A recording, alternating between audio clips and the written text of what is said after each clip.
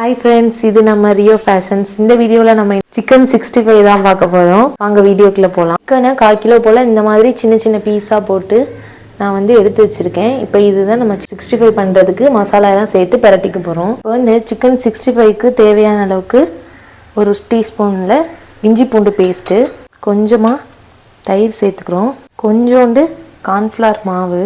Cornflour மாவு எதுக்குன்னா அந்த சிக்கன்ல அந்த மசாலா போய் ஒட்டுறதுக்காக கொஞ்சமாக சேர்த்துக்கிறோம். சிக்கன் 65 மசாலா சேர்த்துக்கிறேன்.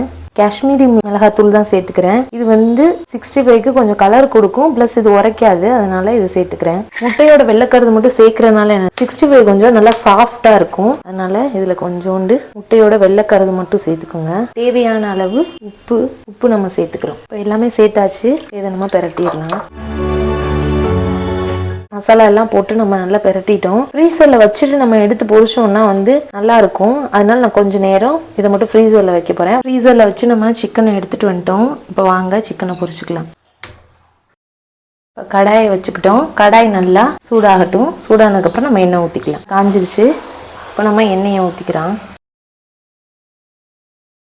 ஒவ்வொரு பீஸ் சிக்கனை எடுத்து நம்ம அந்த எண்ணெய்க்குள்ள போட்டுக்கலாம்.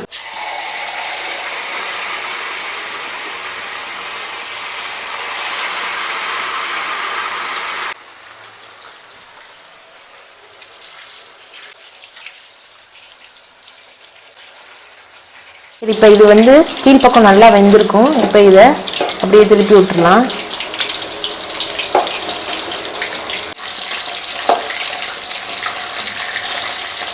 சிக்கன் நல்லா வெந்துருச்சு. இப்போ இதை ஒரு பவுலில் எடுத்துக்குவோம். இதே மாதிரி மீதம் இருக்கிற எல்லா சிக்கனையும் நம்ம பொரிச்சு எடுத்துக்கலாம்.